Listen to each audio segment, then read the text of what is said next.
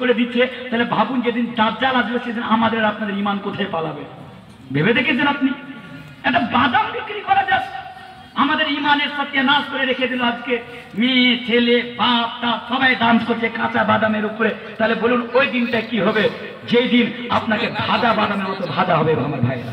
যত ইচ্ছা আপনি শুনেন কাঁচা বাদাম, কিন্তু মনে রাখেন এর কারণে আপনাকে ভাজা বাদামের মতো ভাজা হবে। আল্লাহ তাবারক ওয়া তাআলা কাল কিয়ামতের দিনে ভাজবে আপনাকে।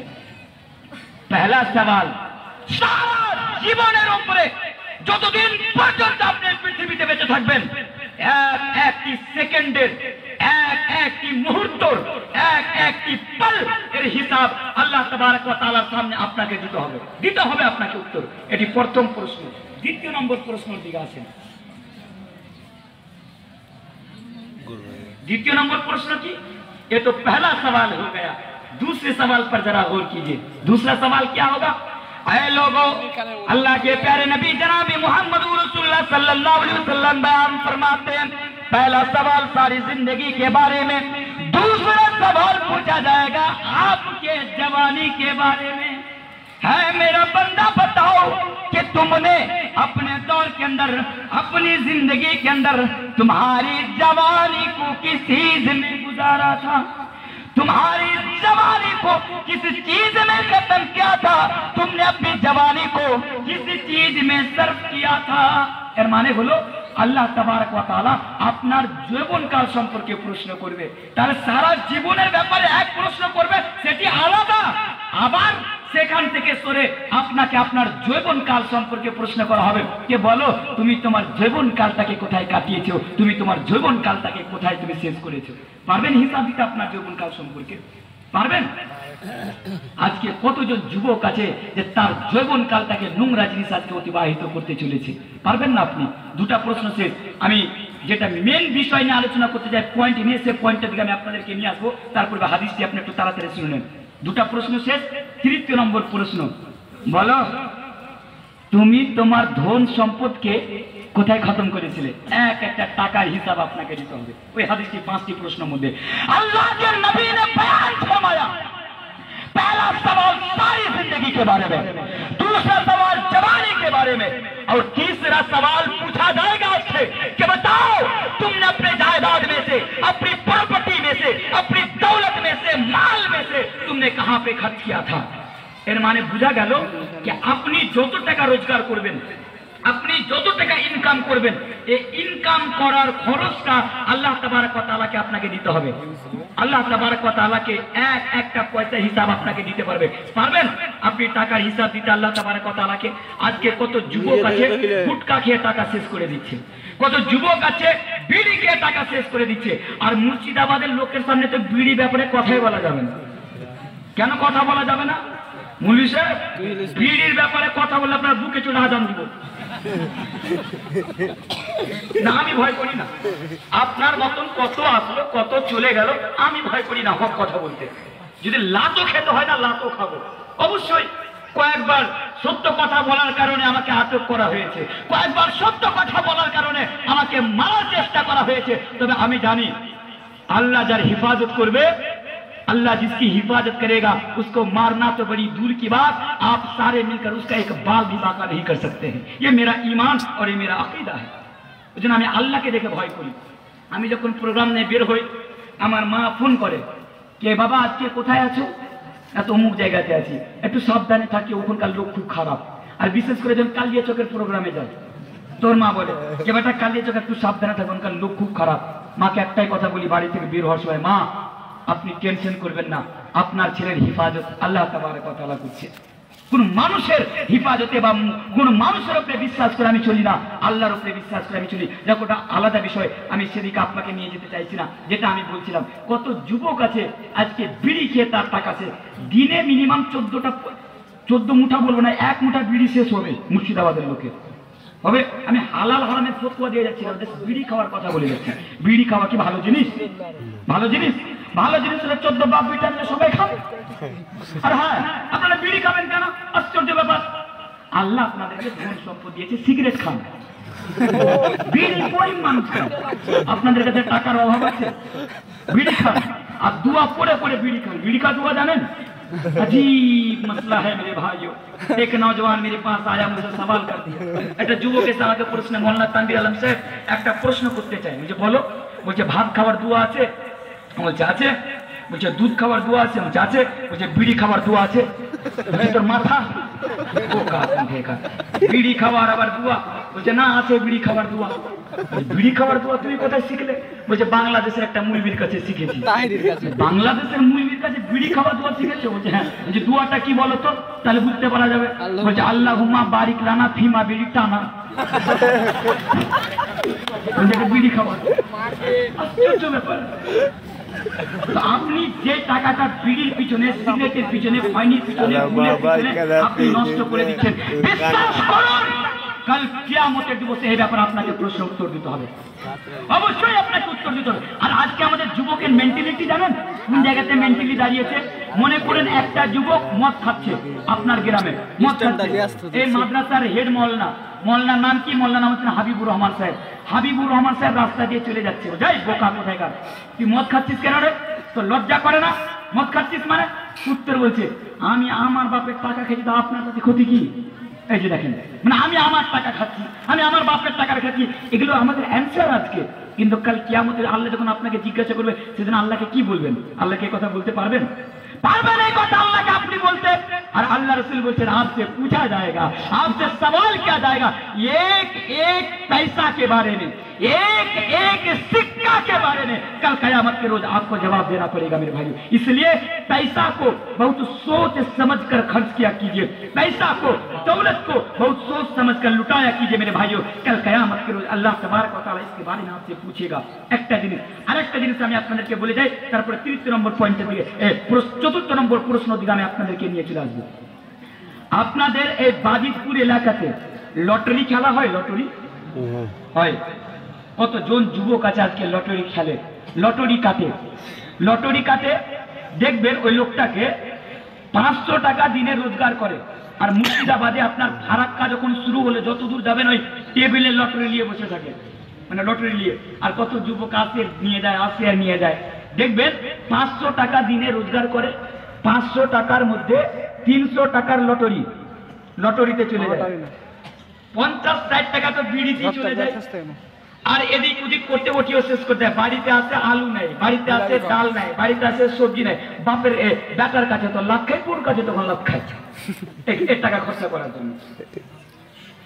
ফ্যামিলিতে অশান্তি, পরিবারে অশান্তি, বউর জন্য একখানা কাপড় কেনার টাকা জুটে না, ছেলের জন্য একখানা চপ্পলের টাকা জুটে না, ছেলেকে একটা ভালো স্কুলে ভালো মাদ্রাসার জন্য টাকা জুটে না। আর ওই বাজিকে আমার দেখো প্রত্যেকদিন দিনে যে 300 টাকা লটারি কাটে। ওকে জিজ্ঞাসা করুন, এই লটারি কেন কাটিস? উত্তর বলবে করোড়পতি বানুঙ্গা একদিন। ওদের স্বপ্ন আবার অনেক বড়, লটারি কাটবে, বলবে কি ওই বিল্ডিংটা দেখিস একদিন কিনে নেবো, কোটি টাকা লাগবে। ওকে জিজ্ঞাসা করুন কোটি টাকা লাগবে? একটা লটারি কাটলে ফার্স্ট প্রাইজ কত? কত? 1 লাখ। 1 কোটি জানে লটারি কাটে, দেখে জানে লটারি কাটে 1 কোটি টাকা। তাহলে ভাবুন, একটা কথা আমি এখানে বলে যাচ্ছি, শুনে রাখবেন, মনে রাখবেন সারা জীবন। লটারি কেটে আপনি কোটিপতি হবেন কিনা আমি জানি না, আমি বলতেও পারবো না।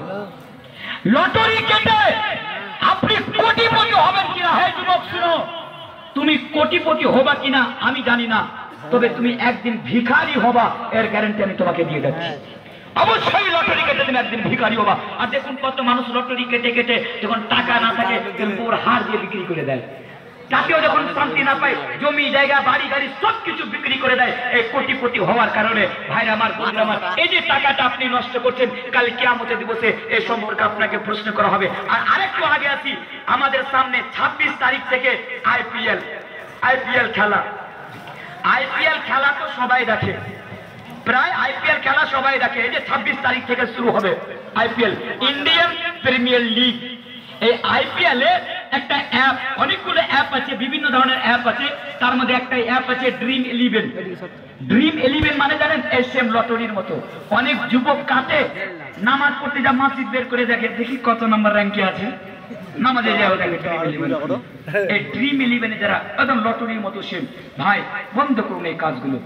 আজকে যে টাকা দিয়ে আপনি লটারি কাটছেন, ড্রিম 11 খেলছেন, বিশ্বাস রাখুন দুনিয়াতে তো আপনার লাভ ক্ষতি ছাড়া লাভের অঙ্ক তো নাই নাই, কিন্তু কাল কিয়ামতের দিবসে আপনি এর উত্তর আল্লাহ তাবারক ওয়া তাআলাকে দিতে পারবেন না। ফলে খুব শর্টকাটে মেসেজ দিয়ে যাচ্ছি, লটারি কাটা বন্ধ করুন, ওই টাকাটা নিজের কাজের জন্য ফ্যামিলির উপরে আপনি খরচ করুন, বা সেটাকে জমিয়ে রেখে আপনার ছেলেকে ভালো স্কুলে বা ভালো মাদ্রাসাতে আপনি তাকে तालीम दें, ताकि शिक्षा दें, अपना जीवन काजे लगे। ताहले तृतीय नंबर जिनिस से चतुर्थ नंबर जिनिस, मेरे भाइयों इस हदीस के ऊपर फिर से गौर कीजिए।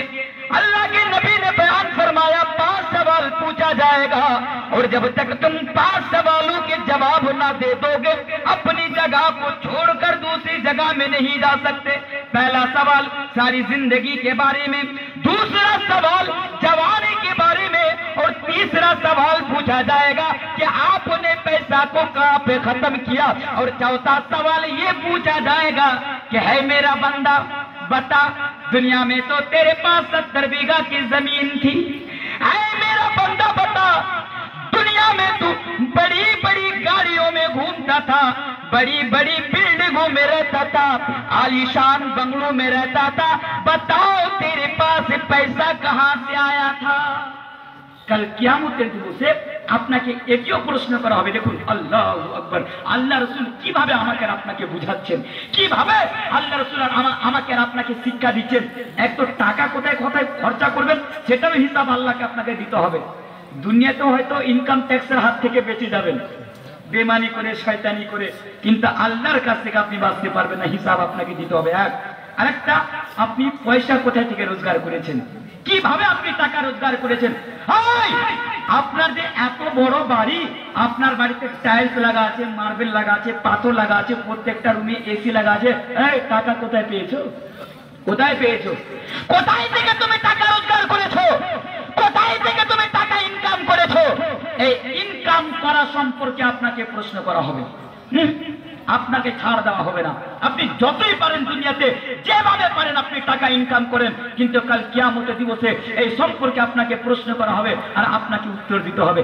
এই হাদিস থেকে সামনে রেখে এখানে একটা কথা বলতে চাইছি।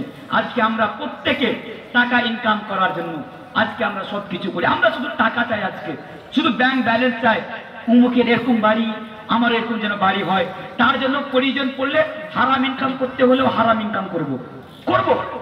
প্রয়োজন পড়লে আমার বাড়ির পাশের যে পড়োশি রয়েছে তার অধিকার মারবো, প্রয়োজন পড়লে নিজের ভাইয়ের হক মারবো, প্রয়োজন পড়লে নিজের গ্রামের গরিবদের হক মারবো, ইয়েতিমের হক মারবো, বেড়ার হক মারবো, কিন্তু আমি শুধু টাকা চাই, টাকা ছাড়া আমি কিছু চাই না। কারণ আমরা কি মনে করি জানেন, এই দুনিয়াতে আমি আপনাকে এই জিনিসটা এভাবে বুঝাই শর্টকাটে, মনে করেন আমি কাউকে টার্গেট করে বলছি না, আমি কাউকে টার্গেট করছি না, জাস্ট আমি আপনাকে বুঝিয়ে যাচ্ছি।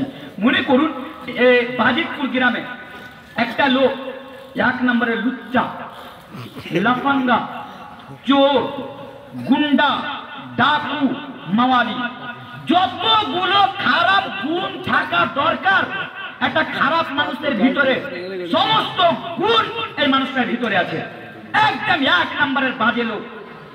কিন্তু ওই লোকটা বিশাল পাওয়ার সমাজে, কেন পাওয়ার, কারণ তার অনেক টাকা, সমাজে তার অনেক টাকা, অনেক বড় বাড়ি, অনেকগুলো গাড়ি, চলতে গেলে বডিগার্ড নিয়ে সঙ্গে চলে। আমরা চায়ের দোকানে বসে বলি, আরে লাইফ কাটাতে হলে ওর মতো কাটা, দেখছিস কি সাকসেসফুল, সেটার জীবনে সাকসেস, সেটার জীবনে সাকসেস।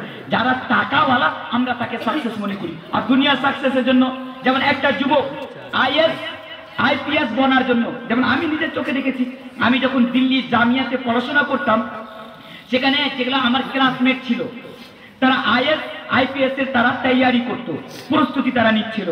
তো তারা 24 ঘন্টার মধ্যে তারা মিনিমাম 15 থেকে 16 ঘন্টা তারা পড়াশোনা করতো, কিছু না, শুধু পড়াশোনা পড়াশোনা পড়া। আমি নিজে বিরক্ত হয়ে যেতাম তাদেরকে দেখে দেখে, শুধু পড়াশোনা পড়াশোনা। আজকে কত যুবক আছে IAS বনার জন্য, IPS বনার জন্য পড়াশোনা করছে, ভালো জিনিস, আমি আপনাকে নিষেধ করছি না, আপনি IAS হন, IPS হন, ভালো জিনিস। তবে ও কেন, আমি যদি দুনিয়াতে IAS হয়ে যায়, IPS হয়ে যায়, আমার কাছে টাকা হবে, বাড়ি হবে, গাড়ি হবে, পাওয়ার হবে, এই তো ভালো বাড়িতে আমার বিয়ে হবে, বুঝতে পারছেন আমার কথাটা। কারণ মনে করে দুনিয়াতে এই জিনিসগুলো আমরা পেয়ে নিলে আমরা সাকসেস। তাছাড়া আপনি দুনিয়াতে আপনাকে ফর এক্সাম্পল উদাহরণ দিয়ে কাকে আমরা সাকসেসফুল মনে করি এটা উদাহরণ দেখে নেন। দুটি ছেলে, আপনার বাড়িতে মেয়ে আছে। আমি কয়েকদিন পূর্বে আপনাদের বাড়ির পাশে এসেছিলাম, সেদিন আমি একটা বিষয় নিয়েছিলাম। সে বিষয়ে কয়েকদিন পূর্বে, জাস্ট 7-8 দিন পূর্বে এসেছিলাম। এই মাসের শুরুর দিকে আমি এসেছিলাম, আই থিঙ্ক 1 তারিখ আর 2 তারিখ আমি প্রোগ্রাম করে গেলাম।